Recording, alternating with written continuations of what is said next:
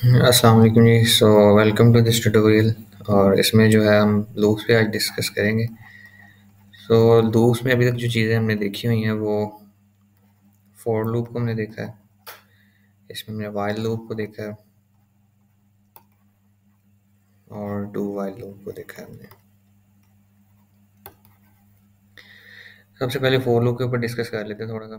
For loop का syntax जो हमारे पास होता है, एक फॉर का कीवर्ड होता है और उसमें एक हमारे पास विद इन पैरेंथेसिस हम एक वेरिएबल को इनिशियलाइज करते हैं और उसके बाद हमारे पास एक टर्मिनेशन कंडीशन होती है लूप की।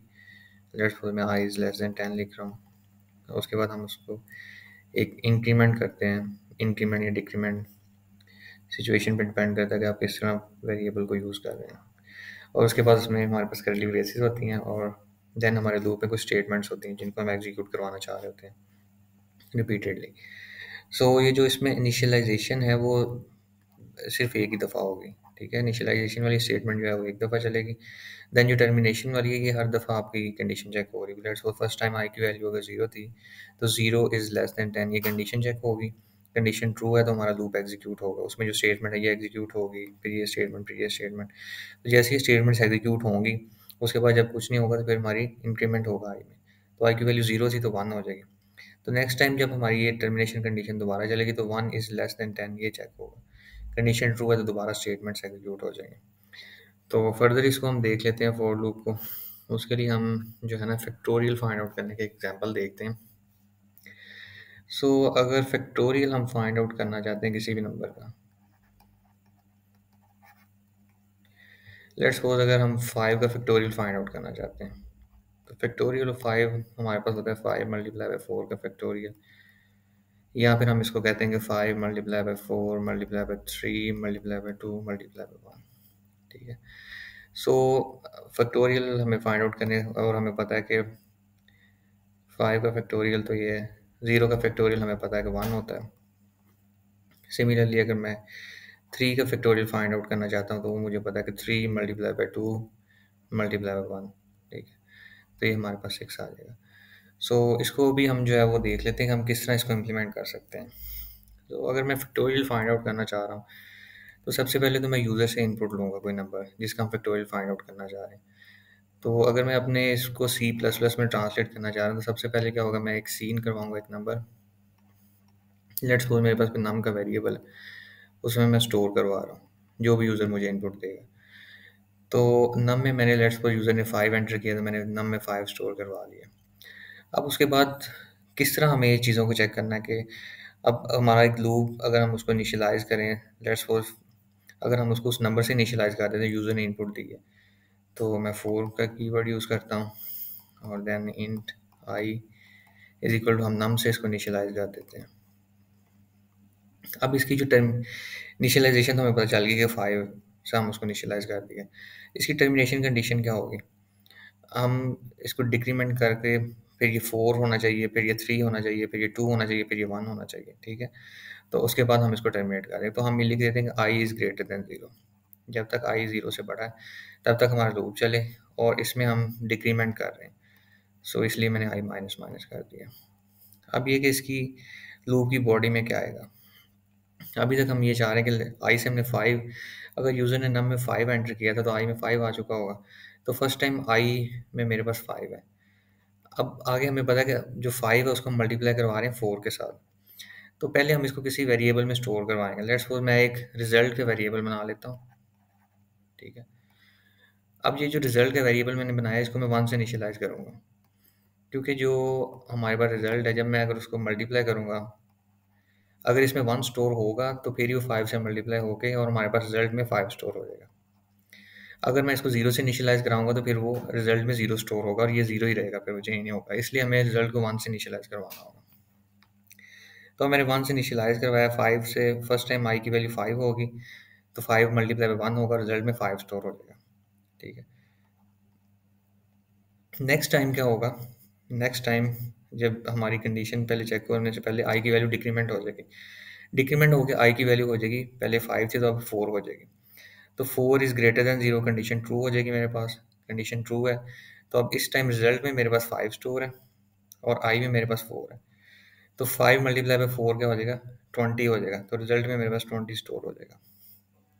और उसके बाद कोई स्टेटमेंट नहीं है नीचे, दोबारा आई की वैल्यू डिक्रीमेंट हो गई, अब आई की वैल्यू 3 हो जाएगी, 3 इज़ ग्रेटर देन 0 है। तो अब इस टाइम रिजल्ट में क्या स्टोर है मेरे पास 20, तो 20 मल्टीप्लाई बाई 3 क्या हो जाएगा, 60 आंसर आ जाएगा, जो कि 60 मेरे पास इस रिजल्ट में स्टोर हो जाएगा। अगेन आगे कोई स्टेटमेंट नहीं है, आई की वैल्यू डिक्रीमेंट होगी, डिक्रीमेंट होने के बाद अब आई की वैल्यू मेरे पास 2 होगी, तो 2 is greater than 0 condition true है। अब मेरे पास इस टाइम रिजल्ट में 60 स्टोर है, तो 60 मल्टीप्लाई बाय आई की वैल्यू क्या है 2, 60 मल्टीप्लाई बाय 2 क्या होता है 120, सो अब रिजल्ट में 120 आ गया। तो अब जब दोबारा मैं आई की वैल्यू डिक्रीमेंट करूँगा तो आई की वैल्यू 1 हो जाएगी, तो 1 is greater than 0 condition true है, तो हमें पता है कि रिजल्ट में मेरे पास 120 स्टोर था और आई में मेरे पास 1 आ चुका है। सो अब ओवरऑल मेरे पास 120 मल्टीप्लाई 1 120 ही रहेगा वो, ठीक है। अब नेक्स्ट टाइम जब हम लूप में दोबारा जाएंगे, आई की वैल्यू डिक्रीमेंट होगी, 0 की बजाय अब 1 की बजाय 0 हो जाएगी, तो 0 इज़ ग्रेटर देन 0, कंडीशन यहाँ पे हमारी फॉल्स हो जाएगी। कंडीशन फॉल्स होगी तो हम लूप से, इस लूप से बाहर, इसके स्कोप से बाहर आ जाएंगे, इन ब्रेसेस के बाहर। अब इस टाइम हमारे पास, अब हमें रिजल्ट को सिंपली कैसे सी आउट करा देना है, तो हमारे पास जो है फैक्टोरियल कंप्यूट होके आ जाएगा, तो हम सिंपली यहाँ पे रिजल्ट को सी आउट करवा देंगे, तो हमारे पास इसका रिजल्ट आ जाएगा। इसको सी प्लस प्लस में हम कोड करके देख लेते हैं जो भी हमने देखा।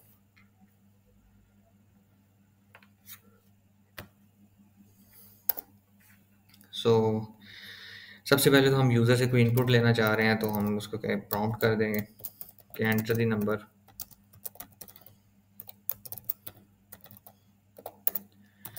नेक्स्ट हम सीन करवाना चाह रहे हैं कोई भी नंबर, तो नंबर अगर हमने सीन करवाना है तो उसके लिए हमें कोई वेरिएबल बनाना पड़ेगा, उसका नाम हमने नम रख दिया, वो यूज़र सीन कर देगा। अब यूज़र जैसे ही हमारे पास कोई नंबर इनपुट करेगा तो हमें पता है कि हमने मल्टीप्लिकेशन करवानी है, और जो हमारी वो मल्टीप्लिकेशन है उसको हम रिपीटेडली हमने मल्टीप्लाई करवा देना है। हम एक ही काम को बार बार कर रहे हैं, पहले 5 था, फिर उसको हमने मल्टीप्लाई करवाया, ठीक है, फिर 4 था, फिर उसको मल्टीप्लाई करवाया, फिर 3 था, उसको मल्टीप्लाई करवाया, फिर 2 था, उसको मल्टीप्लाई करवाया। तो हम दो चीज़ें इसमें कर रहे हैं, एक तो मल्टीप्लिकेशन हम रिपीटेडली करा रहे हैं, प्लस इसमें जो नंबर हमारे पास जो गिवन यूज़र हमें इनपुट देता है उसमें हम डिक्रीमेंट कर रहे हैं, तो उसके अकॉर्डिंगली हम जो है अपना लूप सेट करेंगे जो कि हमने देखा है। सो लेट्स सपोज मैं इसको आई इज इक्वल टू 0 से इनिशियलाइज कर देता हूँ, और 0 से नहीं, हम इसको नंबर से इनिशियलाइज करते हैं जो यूज़र ने हमें इनपुट दिया होगा, और हम कहते हैं आई इज ग्रेटर देन 0, ये इसकी टर्मिनेशन कंडीशन है, और आई माइनस माइनस, और जो हमारी करली ब्रेसेस हैं ये वर्टिकली लाइन होंगी ताकि हमें अपने फॉर लूप का स्कोप पता हो। अब इसमें जो हम रिजल्ट स्टोर करवाना चाह रहे हैं तो उसको हम इंट आर या इसका एक वेरिएबल बनाते हैं और उसमें 1 से इनिशियलाइज करवा देते हैं, तो result is equal to result multiply by i हो जाएगा। तो ये हमने सारा डिस्कस कर लिया कि आई की वैल्यू नाम से इनिशियलाइज होगी और वो मल्टीप्लाई होती जाएगी और साथ साथ रिजल्ट में वो स्टोर होती जाएगी, ठीक है। अब जैसे ही हमारा ये फॉर लूप टर्मिनेट करेगा उसके बाद हम सी आउट करवा देते हैं इसको,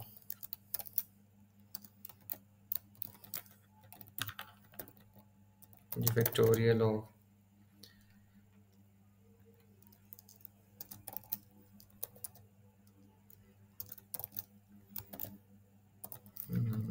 is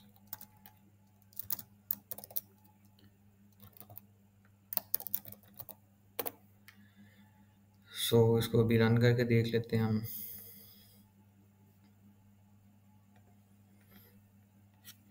थ्री का जो फैक्टोरियल है वो हमारे पास होता है 6, तो दी फैक्टोरियल ऑफ 3 is 6। अगर हम दोबारा इसको रन करें तो 5 का फैक्टोरियल हमारे पास क्या होता है 120। सिमिलरली अगर हम इसको दोबारा रन करें तो 6 का फैक्टोरियल हमारे पास 720 होता है, तो ठीक है, ये बिल्कुल ठीक काम कर रहे हैं।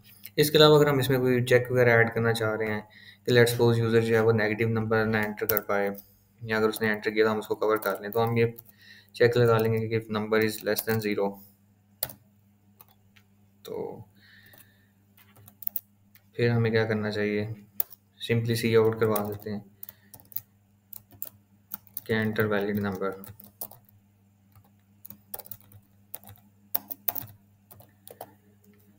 और जो अगर लेट्स सपोज यूज़र ने वैलिड नंबर ही एंटर किया हुआ है तो फिर हम सिंपली उसको फॉर लूप एल्स पार्ट में ले जाते हैं ताकि जो हमारा जो भी रिजल्ट है वो प्रिंट हो जाए।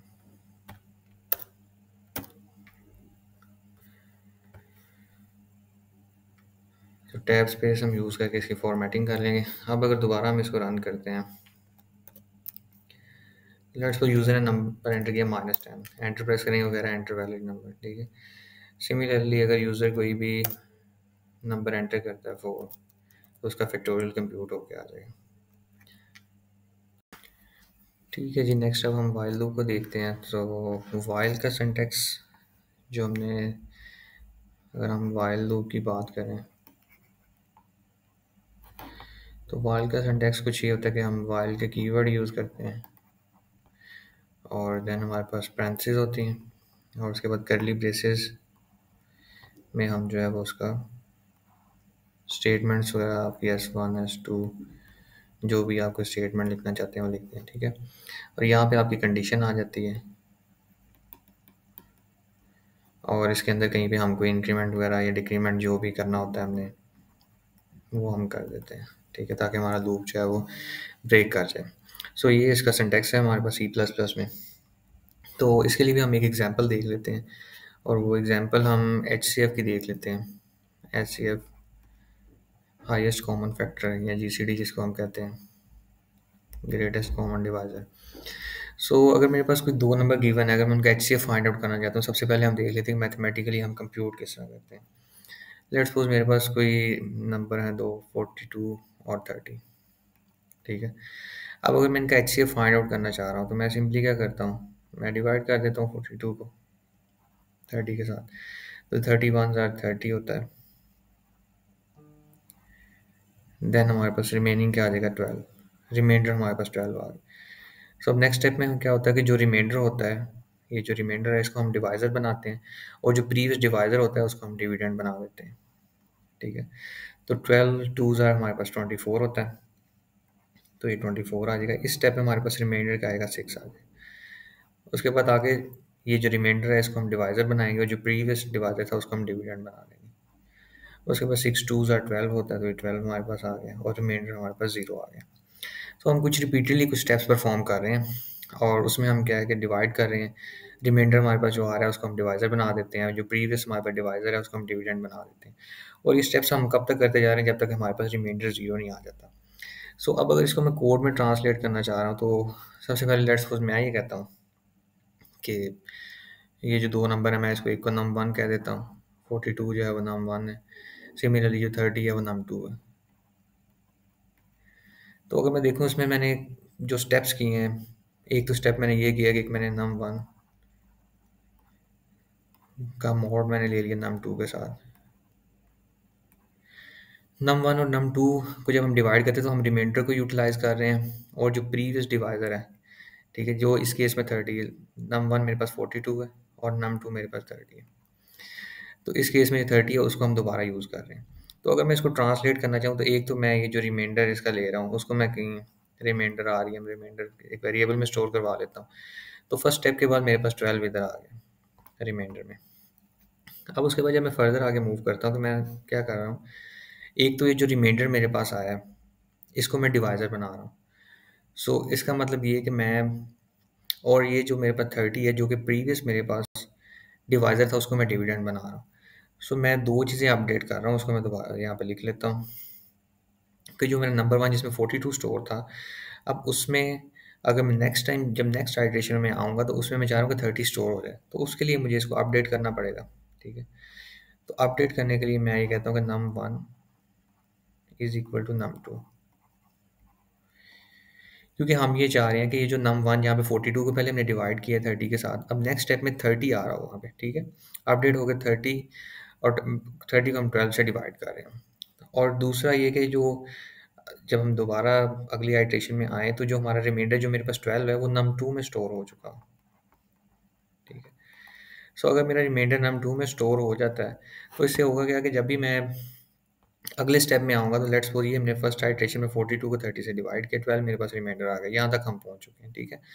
अब जब रिमाइंडर मेरे पास आ गया, नेक्स्ट टाइम क्या होगा कि 30 में मेरे पास 30 जो था वो num2 में स्टोर था, अब मैंने उसको num1 को साइन कर दिया तो 30 num1 में आ जाएगा और जो हमारे पास num2 है उसमें रिमाइंडर आ गया जो कि 12 है। तो अब अगर मैं लूप की नेक्स्ट आइटरेशन में जाऊँगा, लेट्स सपोज़ मैंने यहाँ पे कोई व्हाइल लूप लगाया हुआ है, ठीक है? अभी मैं कंडीशन पे नहीं जा रहा, वो हम बाद में ऐड करते हैं और ये उसकी कर्ली ब्रेसेस हैं।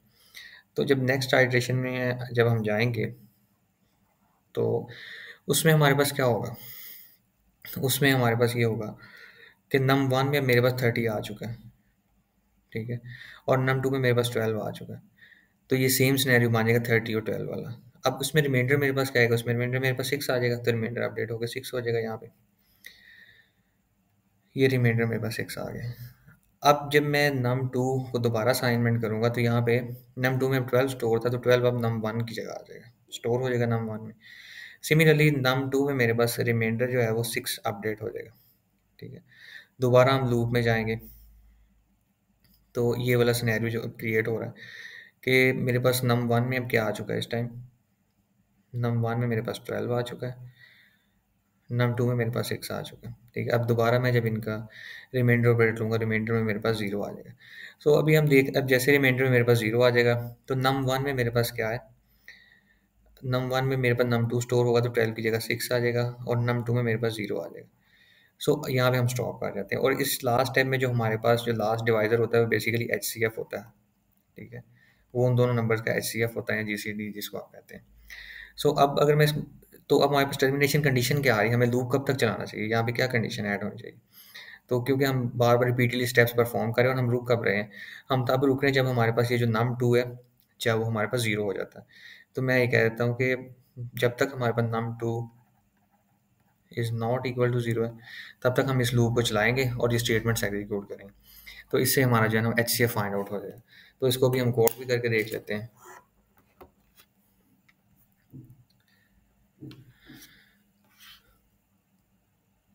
ओके, सो मैं ये कहता हूँ कि मैं यहाँ पे 2 नंबर एज़ एन इनपुट ले रहा हूँ और बाकी सबको हम कमेंट कर देते हैं कोड को।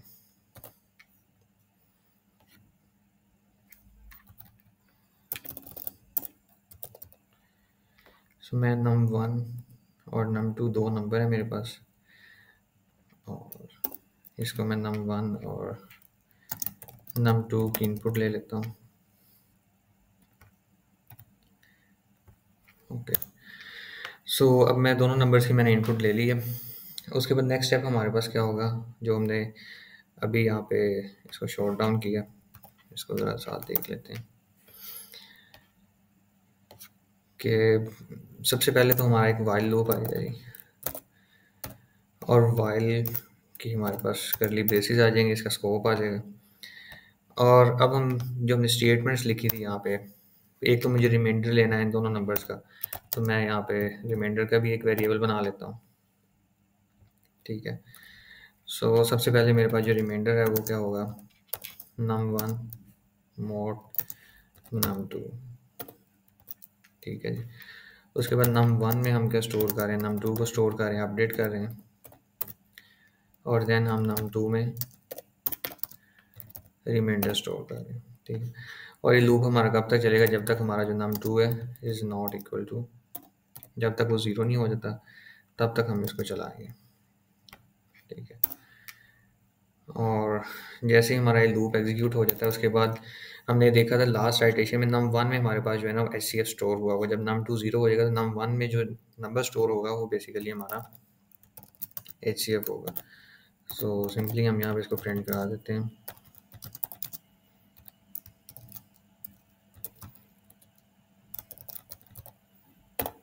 ओके, इसको रन करके भी देख लेते हैं अभी। सो लेट्स वो यूज़र ने नंबर एंटर किए हैं 42 और 30, तो इसका एचसीएफ हमारे पास 6 आ गया, ठीक है। ये अब अगर हम इसको ज़रा ड्राई रन करके देखेंगे कि इसकी वर्किंग किस तरह हुई है, तो ड्राई रन हमने इसको ऑलरेडी किया है कि फर्स्ट आइटरेशन में हमारे पास num1 में किस तरह पहले 42 था और 30 था।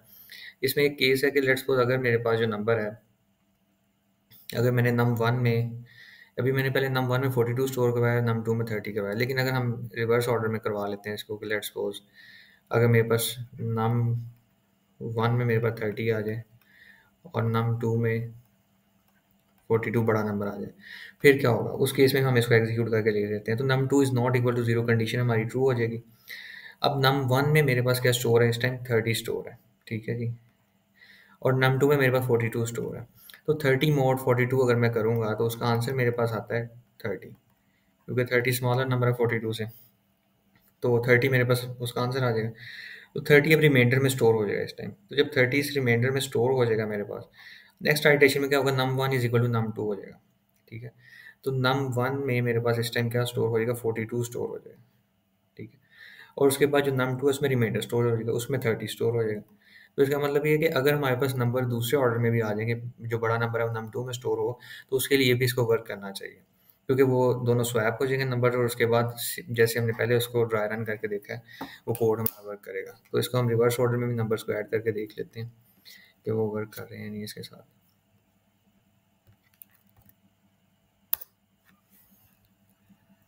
So first number is 30, second number is 42. So उसका भी ICF जो है उसने 6 दे दिया।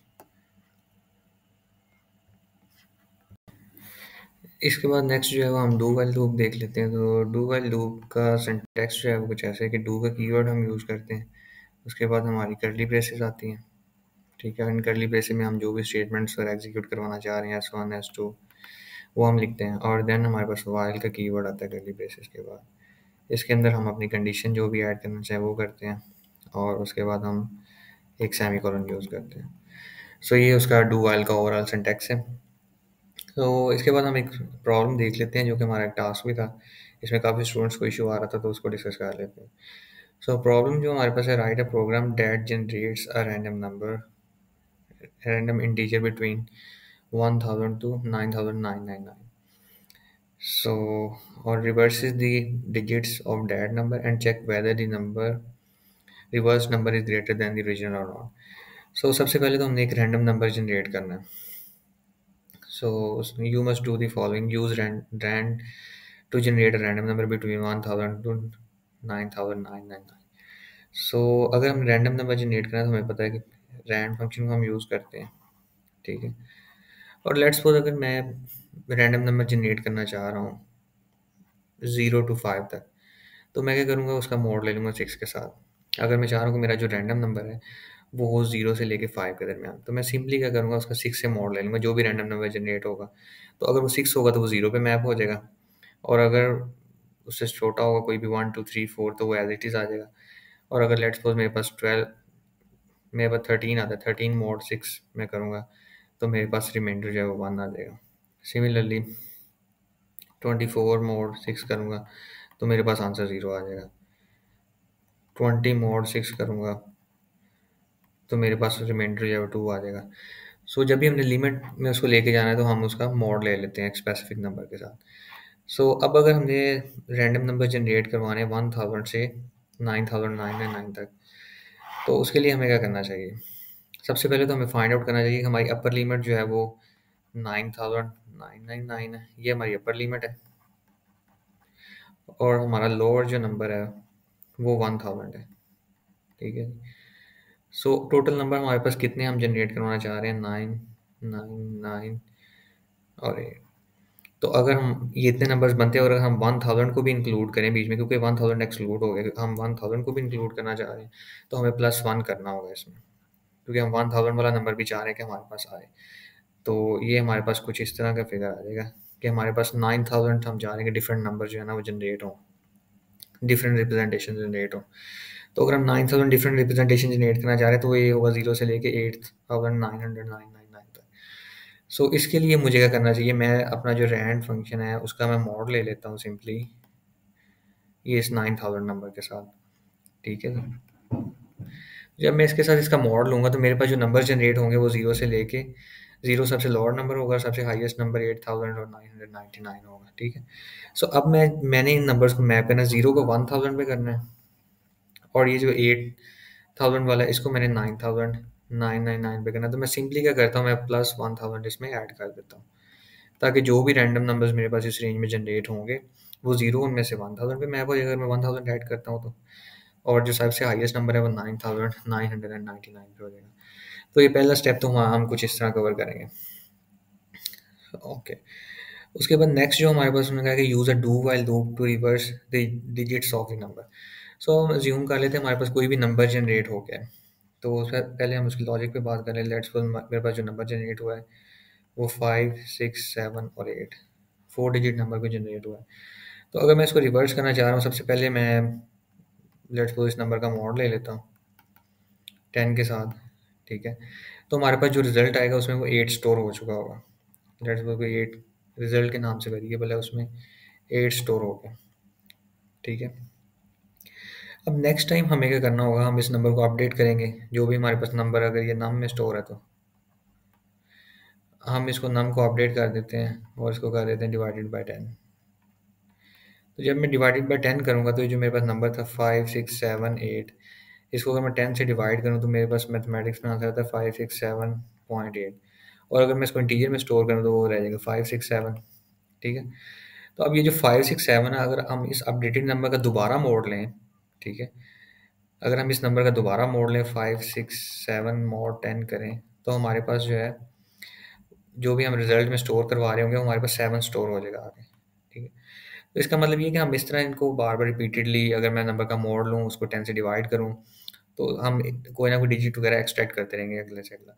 अब इसकी स्टोरेज पे बात कर लेते हैं। अगर लेट्स सपोज मैं इस नंबर को स्टोर करवाना चाह रहा हूँ, मैं कोई वेरिएबल डिक्लेयर कर लेता हूँ जो हमारा फाइनल नंबर है उसके लिए।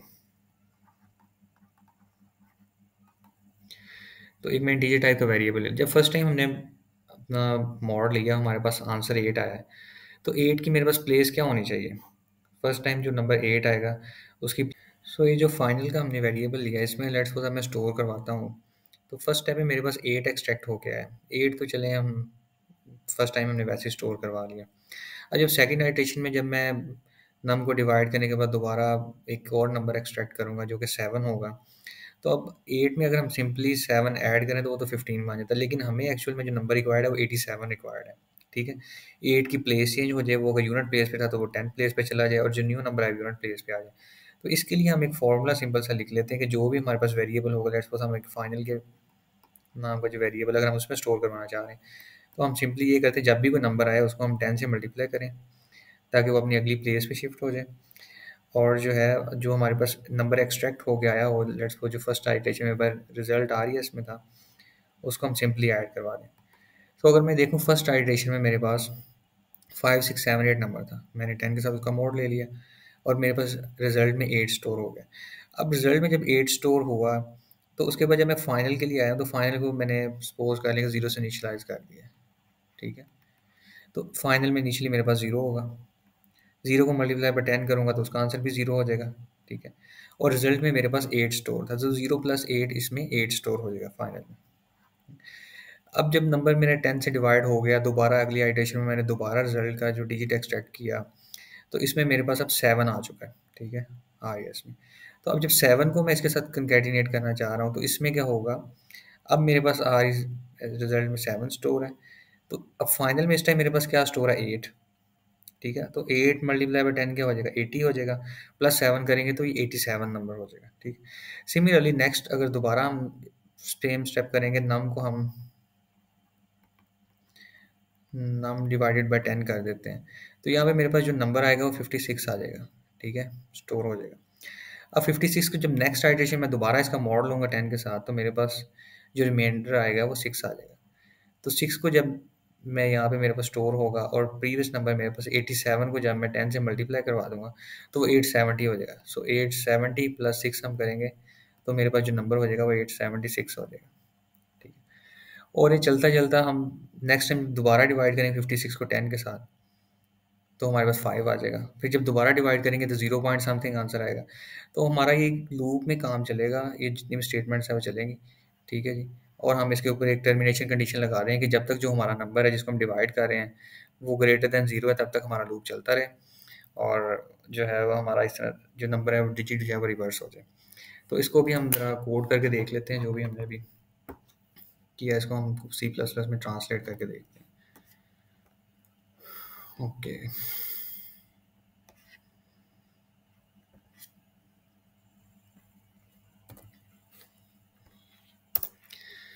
तो सबसे पहली चीज़ जो हम इसमें करना चाह रहे हैं, use rand to generate a random number between 1000 to 9 99।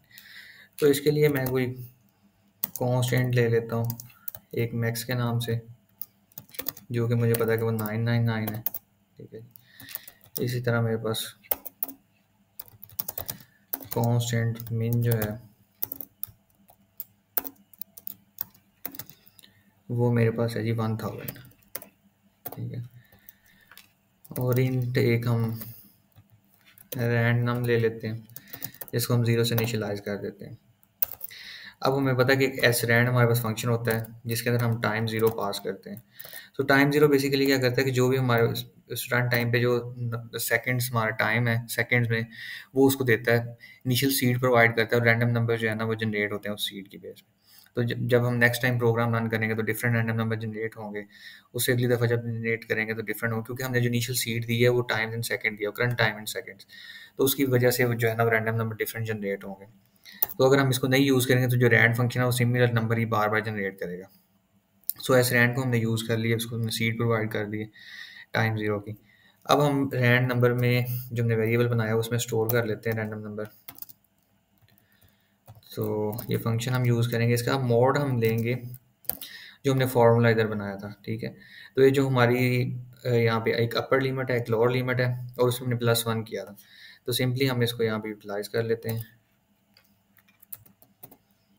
सो अपर ने इसका नाम हमने मैक्स रखा है, मैक्स माइनस मिन कर लेते हैं, और इसमें हम सिंपली +1 कर देते हैं। ठीक है, तो इससे क्या होगा, हमारे पास जो भी हम रेंज जो 9000 डिफरेंट हम रिप्रेजेंटेशन जनरेट करना चाह रहे हैं वो हो जाएंगे 0 से 8999 तक। ठीक है, अब ये तो हमारे पास हो जाएगा 9000 तक, लेकिन हम मैप करना चाह रहे हैं उसको, क्योंकि हमारे पास जो रेंज है 1000 से 999 तक है, तो हम सिंपली उसमें +1000 कर देंगे।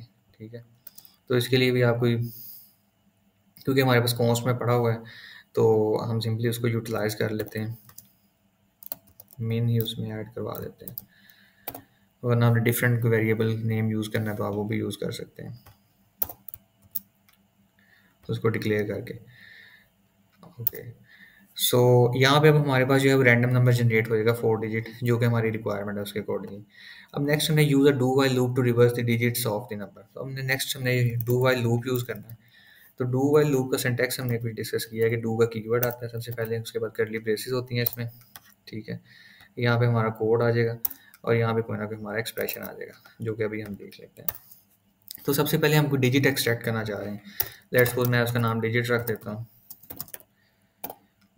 सो जो डिजिट हम एक्सट्रैक्ट कर रहे हैं उसमें होता है कि जो भी हमारे पास रैंडम नंबर जनरेट हुआ है उसका हम 10 से मोड ले लेते हैं। ठीक है, सो ये रैंडम नंबर जो मेरे पास जनरेट हुआ है मैं डिजिट में उसको स्टोर करवाता हूँ, digit is equal to random number, और इसका हम मोड ले लेते हैं। यहाँ पे भी हम कॉन्स्ट डिक्लेयर कर देते हैं, लेट्स सपोज के ये जो हमारी कोडिंग कन्वेंशन है उनके अकॉर्डिंग के अपर केस में होना चाहिए उसका नेम, तो उसको हम यूटिलाइज कर लेते हैं 10 को। सो अब मैं जब 10 के साथ उसका मोड लूँगा जो रैंडमली नंबर जनरेट हुआ है, तो मेरे पास जो एक्सट्रैक्ट होकर लास्ट डिजिट आ जाएगा। ठीक है, अब जब लास्ट डिजिट मेरे पास आ गया उसको मैंने स्टोर करवा लिया। ठीक है, सिमिलरली अब मेरे पास जो रैंडम नंबर है, क्योंकि हमारे पास जो थर्ड पार्ट है वो ये है कि compare the reverse number with the original number and print which one is greater. So अगर हम अभी देखें तो क्योंकि हमें इस जो रैंडम नंबर हमारा जनरेट हुआ है इसकी हमें ज़रूरत पड़ेगी बाद में, तो हम एक और वेरिएबल ले लेते हैं जिसको हम int temp के नाम से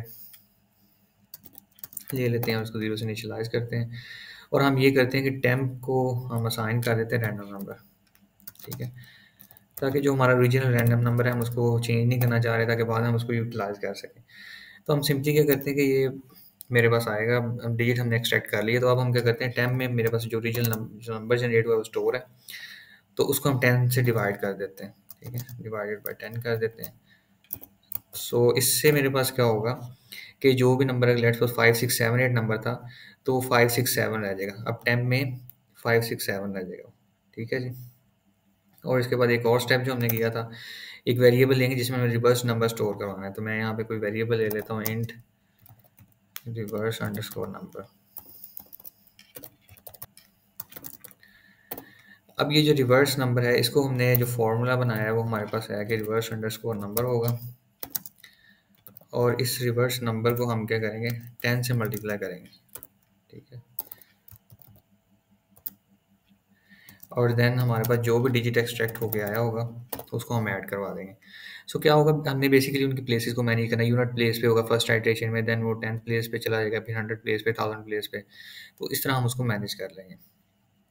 और हमारा ये लूप कब तक चलना चाहिए, इसके लिए भी हमने कंडीशन देखी है कि लूप हमारा कब तक चलना चाहिए, जब तक हमारा जो टेम्प है वो ग्रेटर देन 0 है। जब तक हमारा टेम्प डिवाइड, क्योंकि हम इसको हर स्टेप में डिवाइड कर रहे हैं तो रिड्यूस होता होता जब ये 0 तक पहुंचेगा तब हमारा ये लूप ब्रेक कर जाना चाहिए, ठीक है। सो जैसे ही हमारा लूप ब्रेक करेगा उसके बाद हमारे पास ये रिवर्स नंबर में स्टोर हो चुका होगा रिवर्स नंबर, और ओरिजिनल नंबर हमने अपने इस रैंडम नंबर में स्टोर करवाया हुआ है। तो एंड पे हम इफ स्ट्रक्चर को यूज़ करते हैं और इसमें हम देख लेते हैं कि इफ़ अगर तो हमारा जो रैंडम नंबर है is greater than reverse number, तो हम सिंपली सी आउट करवा देते हैं original number is greater.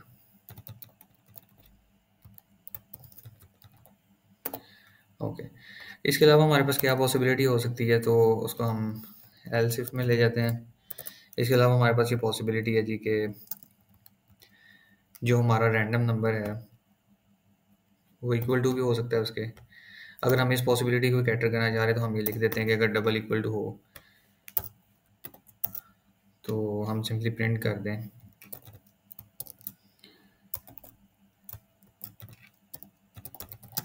Original is equal to random,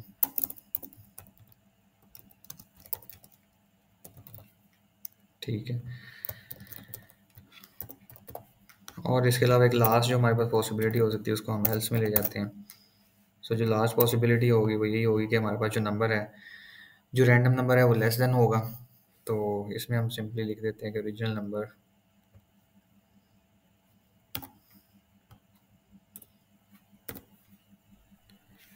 is less than the reverse.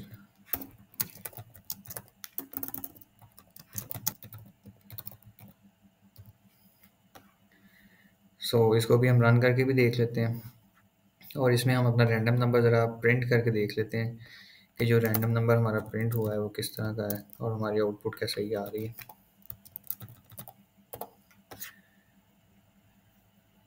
Okay जी, सो ये हमारे पास रैंडम नंबर था 9101। तो इसमें जो हमारा रिवर्स अगर हम नंबर देखेंगे तो वो 1019 होगा। तो हम रिवर्स नंबर को भी यहाँ पे कहीं प्रिंट करवा लेते हैं ताकि हमें पता हो कि हमारा रिवर्स नंबर सही हो रहा है। लूप के बाहर हम रिवर्स नंबर को भी प्रिंट करा देते हैं। ओके, सो अब अगर मैं इसको रन करता हूँ, इसका मतलब ये कि इसमें कोई मिस्टेक आ रही है। रिवर्स नंबर हमारा जो है वो एक्चुअल में रिवर्स नहीं हुआ, इसमें कोई और आउटपुट आ गई है। डिजिट हमने एक्सट्रैक्ट कर ली है, डिजिट को हम मल्टीप्लाई करवा रहे हैं रिवर्स नंबर। ओके,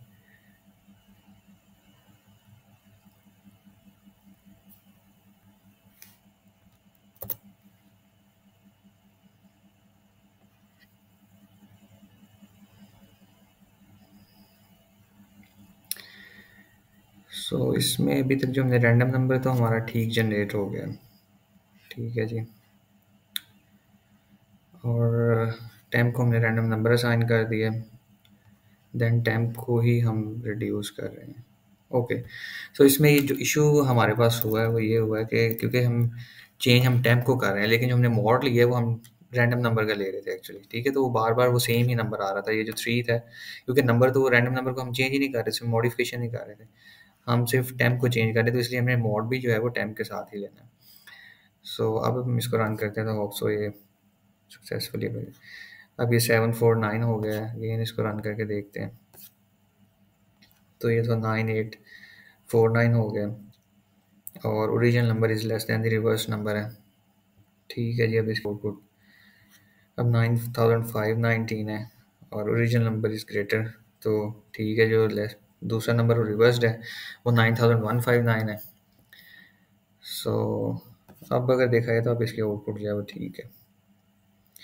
तो अगर हम अभी इसको ड्राई रन एक इनपुट के लिए कर लें, जस्ट लाइक ये भी हमारे पास एक रैंडम नंबर आया जो कि 9561 था, ठीक है।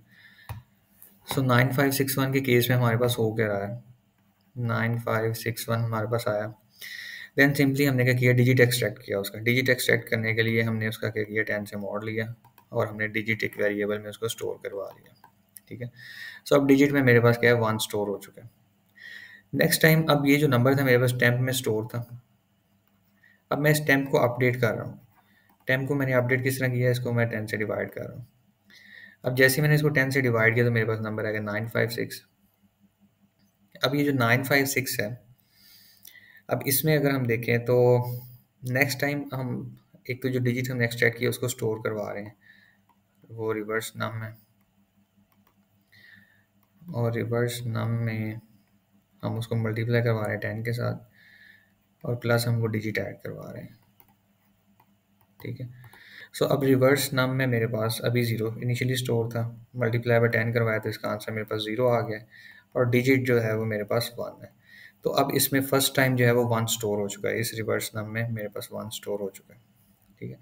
अब नेक्स्ट आइटेशन में जब हम दोबारा जाएंगे तो टेम्प क्योंकि अपडेट हो चुका है वो, अब इस टाइम टेम्प में 956 होगा, 1 नहीं होगा उसमें। इस दफ़ा जब हम मॉड लेंगे 10 के साथ तो इसमें 1 की जगह 6 आ जाएगा। अब जब 6 आ जाएगा तो टेम्प को हम अपडेट भी कर रहे हैं, यहाँ पे अब टेम्प 95 रह चुका होगा, और यहाँ पे डिजिट में मेरे पास जब 1 की जगह 6 आ चुका होगा, और यहाँ पे मेरे पास 1 आ चुका होगा। तो 1 मल्टीप्लाई बाय जब हम 10 करेंगे तो मेरे पास आंसर 10 आ जाएगा, और 10 प्लस 6 करेंगे तो 16 आंसर होएगा। तो 16 इधर स्टोर हो जाएगा, पहले 1 स्टोर था, अब उसकी बजाय 16 स्टोर हो चुका है, ठीक है। दोबारा अब हम लूप में जाएंगे, तो जब दोबारा लूप में जाएंगे तो अब मेरे पास 956 की बजाय ये 95 रह चुका था टेम्प जो है, क्योंकि हमने इसको अपडेट कर दिया था। अब जब मैं मोड लूँगा तो मेरे पास 5 आ जाएगा, 5 आ जाएगा, नंबर अपडेट हो गए, यहाँ पे सिर्फ 9 रह जाएगा, और हमारे पास क्या होगा, जब 5 आया तो 5 मल्टीप्लाई बाय 10 हो जाएगा, और बल्कि 16 मल्टीप्लाई बाय 10 हो जाएगा, और प्लस 5 हो जाएगा, डिजिट में 5 स्टोर है। तो 160 प्लस 5 क्या होगा, 160 प्लस 5 165 हो जाएगा, ठीक है जी। तो अब इसमें 16 के बजाय 165 स्टोर हो चुका है। सिमिलरली नेक्स्ट टाइम मेरे पास क्या 9 रहेगा, तो 9 का हम 10 से मोड़ लेंगे तो रिमाइंडर मेरे पास 9 आ जाएगा, और जब हम इसको डिवाइड करेंगे 10 के साथ तो अब 9 की जगह हमारे पास 0 पॉइंट समथिंग होके 0 स्टोर होगा, ठीक है जी। तो अब इस टाइम मेरे पास जो 165 है उसको जब मैं 10 से मल्टीप्लाई करूंगा तो वो मेरे पास क्या हो जाएगा, 1650 प्लस डिजिट में मेरे पास क्या स्टोर है, डिजिट में मेरे पास इस टाइम 9 स्टोर हुआ है। सो मैं अब इसको 9 ऐड करूंगा तो जो मेरे पास फाइनल रिजल्ट स्टोर होगा वो 1659 स्टोर हो जाएगा। तो 1659 जो है वो हमारे पास ये 1 था, और ये 6 पहले रिवर्स, फिर 5, फिर 9, तो ये उसका रिवर्स नंबर हमारे पास स्टोर हो गया, ठीक है। और इस दफ़ा जब कंडीशन हमारी चेक होगी तो हमारे पास जो टेम्प में हमारे पास 0 आ चुका होगा, तो नंबर हमारा क्योंकि temp is greater than 0 condition false हो जाएगी, तो यहाँ पे हमारा लूप ब्रेक कर जाएगा, ठीक है जी। Thank you.